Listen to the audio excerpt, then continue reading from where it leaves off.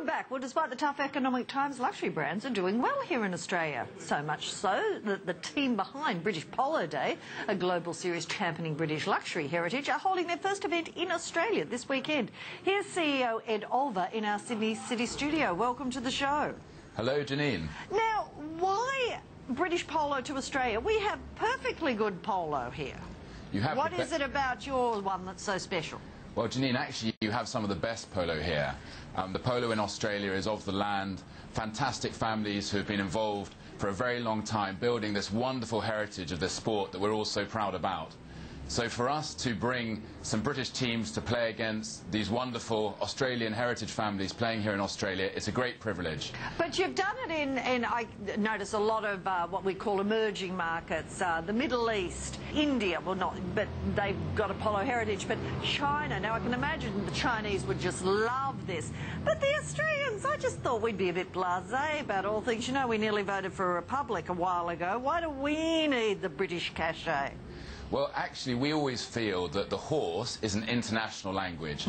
It doesn't matter whether you speak Mandarin, talk fluent horse, Hindi. do you? Absolutely. You know, we have a wonderful relationship with people all over the world who are gentle men and gentle women, because in order to be a horse person, you have to be a gentle person. So what we aim to do is we aim to bring people together. We like to cross boundaries. We like to create a bridge. And also, we've also raised a great deal of money for good causes around the world. So we're very proud of our $1.2 million in just 3 years. So there's lots of positive reasons to be here. We can see a bit of the footage there, and there's some Land Rovers and things. They're one of your luxury brands. It's a whole group of luxury brands. Before I get to that, I just want to say, last night we had the cellar master for Pommery saying that Australia is going to become one of the top buyers of champagne in the world.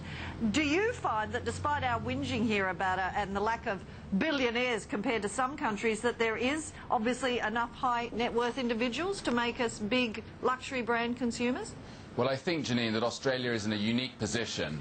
We're leaving this Western epoch and we're entering an Asian paradigm, and yet here Australia, due to its proximity to Asia, has a fantastic opportunity to have this Western insight and knowledge. But as we move into this new era, the world is changing. What better place to be than in Australia that can look both east and look west? So actually, we're all very excited about Australia as a market, and you can see that in the way that luxury brands are increasingly keen to invest in this market. Plus, it's such a lovely place to be as well, so great for us. We know this. Now, just sum up what it is you actually do. You bring the polo, you have a big party, you get people together, but listening to you talking today, it's sort of a cross between a marketing platform for the luxury brands, between a networking group of high net worth individuals, and almost a little bit of a private club for a lot of people too.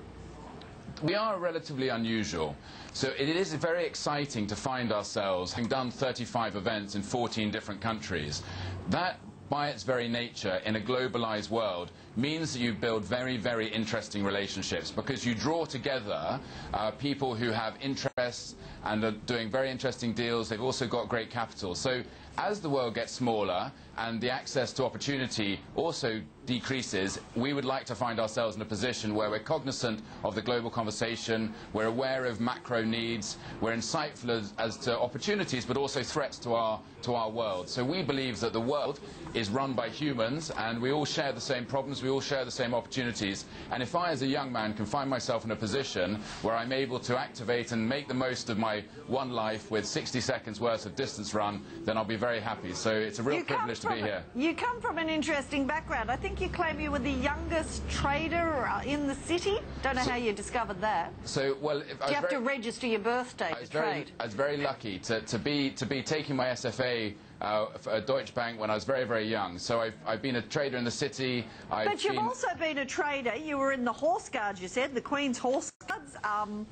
Yeah, interesting background. I think as a young man, Janine, what I really sought to do was really broaden my network, broaden my outlook. So I was very lucky. I worked for Red Bull in youth marketing. I worked for the Royal Academy of Arts in the management of patrons. I worked for Deutsche Bank on a trading floor, and I was a paratrooper on operations in Iraq, as well as running all the royal parades for the equestrian part of the army. So as a young man, I was very keen to build that broad spectrum. So when it comes to doing something like this, Ben Vesti, who's our managing director, very sweetly says that it's a conspiracy of all my former lives, being able to bring all these experiences together into something that I'm very passionate about now, which is the British Polo Day global events product. Just diverting there, Ben Vesti has an Australian connection, I gather.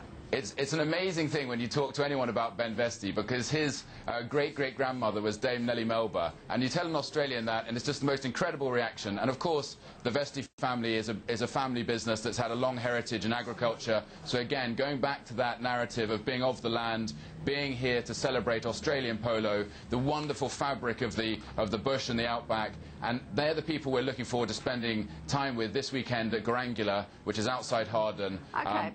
For a wonderful event here in Australia. Now, what I find difficult to understand is you made a big point of the fact that you're not in this for the money. You're not making money. I mean, it's not all philanthropy. Tell us what is the aim then? You're absolutely right, Janine. I think in the recent past, a lot of businesses have been characterised by quarterly reporting, short-term vision to create transactions to drive sales. We actually are looking at a much more long-term horizon. We call it the Chinese horizon within our business. We're looking forward to creating unlimited opportunity in the future by avoiding what we call in the business cheap sugar. We want to invest to build relationships. We believe there's a deficit of trust in the world. When the world changes, as it is changing at the moment, very, very rapidly, business is fundamentally about trust. So if we can establish trust over the long term, that will lead to long-term, profitable, beneficial and mutually satisfactory relationships. So in other words, you're in for the long game. And there should be no other game for good quality business. Good quality business should be about trust. Good quality business should be about people. Good quality business should be about relationships. So we're very much into the long game. I don't build relationships just for one sale of one Range Rover. I want to build relationships for long-term opportunity for everybody I'm participating with. Sounds interesting. I think, as I say, I'm still going to go with the luxury brand marketing platform meets networking group meets private club. Very British. It's a great way to sum it up, only as you can, Janine. So thank you for that. Good luck with it this weekend. Thanks thank for you talking so to much. us. Ed Real pleasure. Olver. Yeah, interesting. That's it for this week. I'll be back next week, though, God willing, and hope you will be too. I look forward to seeing you then.